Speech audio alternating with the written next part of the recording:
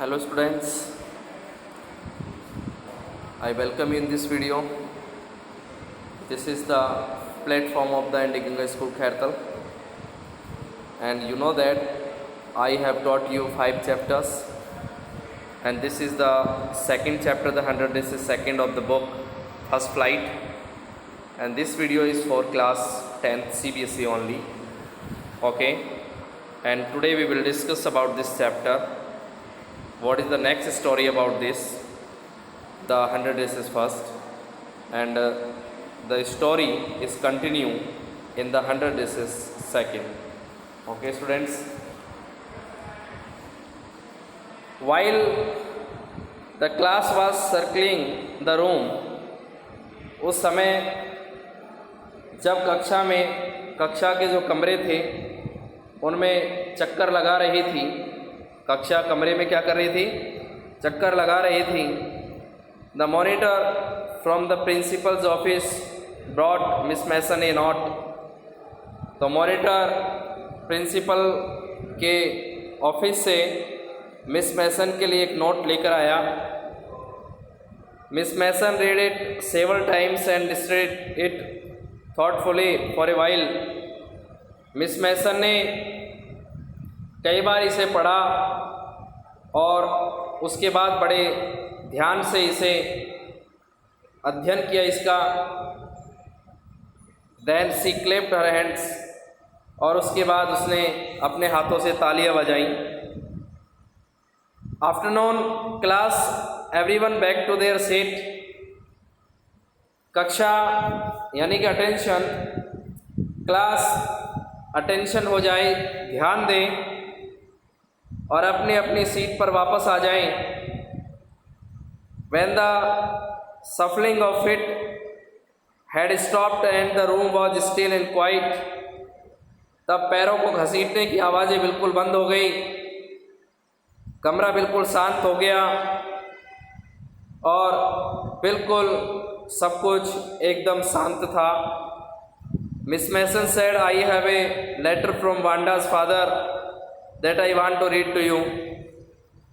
Miss Mason ने बच्चों को बताया कि उसे वांडा के फादर से एक लेटर प्राप्त हुआ है और वह उस लेटर को तुम्हारे सामने पढ़ना चाहती हैं, तुम्हारे लिए पढ़ना चाहती हैं. Miss Mason stood there a moment and the silence in the room grew tense and expectant. Miss Mason उस क्षण के लिए उस क्लासरूम में खड़ी रही और कमरे की शांति के अनुसार बिल्कुल गंभीर हो गई. The teacher adjusted her glasses slowly and deliberately. और उस अध्यापिका ने, मिस मैसन ने अपने क्लास को एडजस्ट किया, समायोजित किया धीरे धीरे करके और जानबूझ के. Her manner indicated that what was coming. उसका व्यवहार ये बता रहा था कि अब क्या होने वाला है, क्या घटित होने वाला है. लेटर को पढ़ने से किस प्रकार की घटनाएं घटित होने वाली हैं.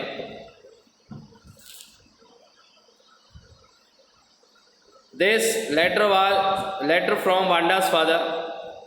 यह वांडा के पिता का पत्र था.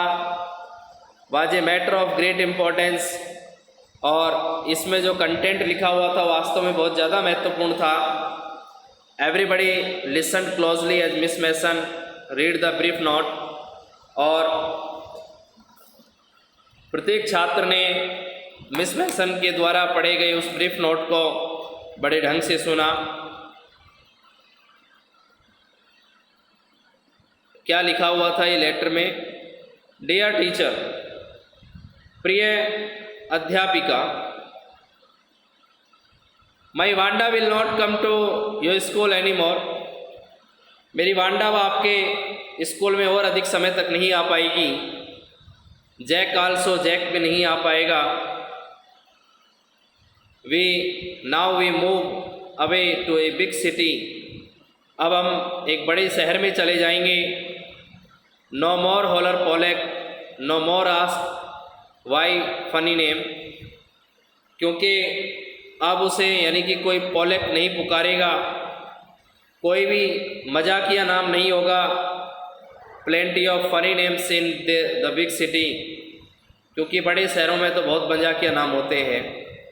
Yours truly Jan Petronski. Jan Petronski कौन? वांडा के father. A deep silence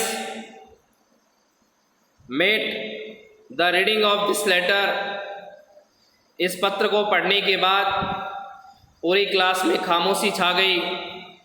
miss Mason took all of her glasses। Miss Mason ने अपना चश्मा उतार लिया। blew on them, उस पर फूंक मारी। and wiped them on her soft white handkerchief, और अपने सफ़ेद रुमाल की सहायता से उसे पोंछा। Then she put them on again and looked at the class। उसके बाद उसने दोबारा से इस चश्मे को पहना और क्लास की तरफ दोबारा से देखने लगी। When she spoke her voice was very low। किंतु जब वह बोली तो उसकी आवाज़ बड़ी धीमी थी, बहुत स्लो आवाज़ में बोल रही थी। I am sure that none of the boys and girls in room 13 would purposely and deliberately hurt anyone's feelings because his or her name happened to be a big long। मुझे इस बात का विश्वास है कि रूम नंबर 13 के जितने भी स्टूडेंट्स हैं, गर्ल्स हैं, जब बॉयज़ हैं, वो जानबूझकर डेलिबरेटली यानी कि जानबूझकर किसी की भावनाओं को चोट नहीं पहुंचाई होगा, किसी की भावनाओं को चोट नहीं पहुंचाया होगा, जिसका नाम लंबा और अनोखा होगा, बहुत ज़्यादा लॉन्ग होगा, एन अनफेमिलियर वन, और यानी कि अपरिचित सा होगा। I prefer to think that was said in thoughtlessness. और मैं यह सोचती हूँ या बेहतर सोचना पसंद करती हूँ कि जो भी कहा गया होगा वो भी नासमझी में कहा गया होगा। I know that all of you feel the way I do, that this is very unfortunate thing to have happened. और आप सब मेरी तरह इस बात का अनुभव करें कि ऐसा होना बहुत ही दुख की बात है। अनफॉर्चुनेट दुर्भाग्य की बात, एंड सैड और दुख की बात है, बहुत दोनों ही हैं। And I want you to all think about it. और मैं भी चाहती हूँ कि तुम भी इसके बारे में एक बार सोचो कि अगर इस तरीके के शब्द, अगर इस तरीके के नाम अगर कही गए होंगे वांडा पेट्रोंस्की को, तो बड़े दुख की बात है। The first period was a study period. पहला पीरियड स्टडी पीरियड था। Maddie tried to prepare her lessons. और मेडी ने अपने पाठ तैयार करने का प्रयत्न किया, प्रयास किया। But she could not put her mind on her work. किंतु वह अपना दिमाग अपने काम में नहीं लगा पा रही थी। She had a very sick feeling in the bottom of her stomach. उसके पेट में जैसे कि अजीब प्रकार की बेचैनी सी हो रही थी। ट्रू, सच में ही। She had not enjoyed listening to Peggy ask Wanda how many dresses she had in her closet. और उसने पेगी को वांडा से पूछते हुए कि उसकी अलमारी में कितनी सुंदर सुंदर ड्रेसें हैं, ये सुनकर शायद मेरे हिसाब से कभी आनंद नहीं लिया होगा। But she had said nothing. बल्कि उसने कुछ भी नहीं कहा। She had stood by silently. वह चुपचाप ही खड़ी रही होगी। That was just as bad as what Peggy had done. किंतु यह उतना ही बुरा था जितना कि पेगी ने उसके साथ किया था। वर्ज, बहुत ज़्यादा बुरा। सी वाज ए कावर्ड, वह एक कायर थी। At least Peggy had not considered they were being mean, but she Maddie had thought they were doing wrong. Peggy ने इस बारे में कभी भी नहीं सोचा कि वह गलत बोल रही है या वह गलत कह रही है, वह गलत है। किंतु मेडी ने हमेशा से सोचा था कि वह गलत कर रही है। She could put her self in the Wanda shoes. क्योंकि वह अपने आप को वांडा की जगह पर रख सकती थी कि अगर मैं वांडा की जगह होती तो मेरे साथ क्या होता। गुडनेस, हे भगवान, was not there anything she could do, कि क्या वह कुछ नहीं कर सकती थी। If only she could tell Wanda she had not meant to hurt her feelings, कि काश वह वांडा को बता सकती कि उसकी भावनाओं को वह ठेस नहीं पहुंचाना चाहती थी, नुकसान नहीं पहुंचाना चाहती थी।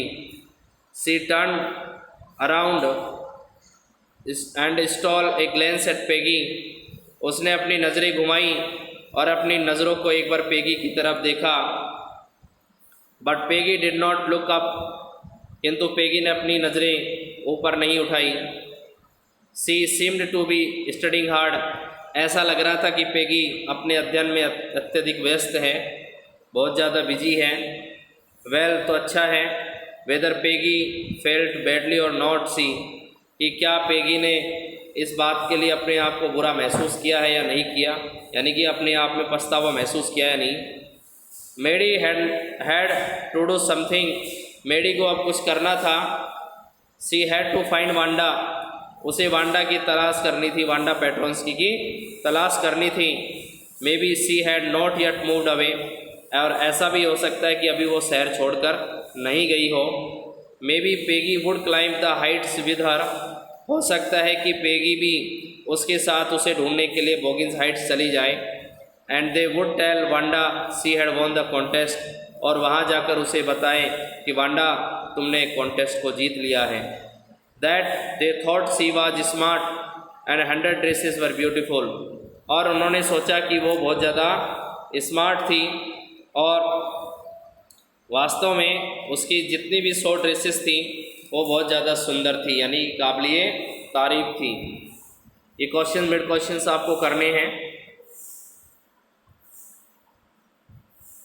When school was dismissed in the afternoon, किंतु जब दोपहर के समय स्कूल की छुट्टी हो गई, पेगी सेड, पेगी ने कहा, वॉट विद प्रिटेंडेड कैजुअलनेस, यूं ही बहाना बनाते हुए, hey let's go and see if the kid has left town or not, चलो आओ देखते हैं कि वांडा पेट्रोंस्की, वो छोटी बच्ची अभी गई है या नहीं गई। मतलब मन में तो उसके और कुछ है, लेकिन वो अब भी ऐसा प्रिटेंड कर रही है कि नहीं, वो वांडा पेट्रोंस्की को ढूंढने की तलाश नहीं कर रही है। So Peggy had the same idea, और अतः यानी कि पेगी को भी यही विचार आया था। मेडी ग्लॉड, मेडी की आंखें चमक उठी। Peg was really all right, Peggy वास्तव में सही थी। The two girls hurried out of the building of the street towards Boggins Heights, और अभी दोनों लड़कियां जल्दी जल्दी उस बिल्डिंग से बाहर आईं और उस गली से होकर बॉगिंस हाइट्स की तरफ चल दी। द पार्ट ऑफ टाउन, जो शहर यानी कि उस कस्बे का एक भाग था, that war such A forbidding air on, और यहाँ पर इस समय बहुत ज़्यादा हवा, ऐसी हवा चल रही थी कि मानो कि वो मना कर रही हो कि मत जाओ। Of this kind of A November afternoon, जैसे नवंबर के महीने में चलती है, ड्रिजली ठंडी ठंडी, डैम थोड़ा गीली, एंड डिजेमल यानी कि और उदासी भरा, यानी कि गम भरी, यानी कि जैसे बोलते हैं उदासी भरी।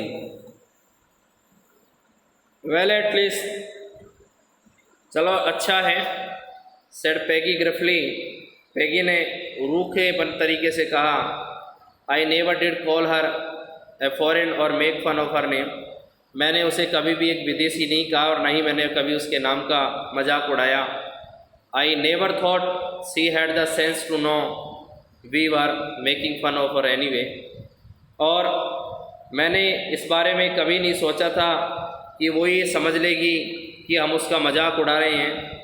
आई thought she was too dumb, मैंने तो ये सोचा था कि वह बिल्कुल बुद्धू है। And gee look how she can draw, और देखो वह कितना अच्छा बनाती है, यानी कि उसने कितने अच्छे ड्राइंग बनाए हैं, मैं तो विश्वास भी नहीं कर सकती। मेडी कुड से नथिंग, मेडी कुछ नहीं कह पाई। All she hoped was that they could find Wanda, उन्हें इस बात की आशा थी कि वो वांडा को ढूंढ लेंगी। She wanted to tell her that they were sorry, they had picked on her, और वे उसे बताना चाहती थी कि वे उसके लिए क्षमा प्रार्थी हैं और उन्होंने उसको तंग किया। And how wonderful the whole school thought she was and please not to move away and everybody would be nice. She and Peggy would fight anybody who was not nice.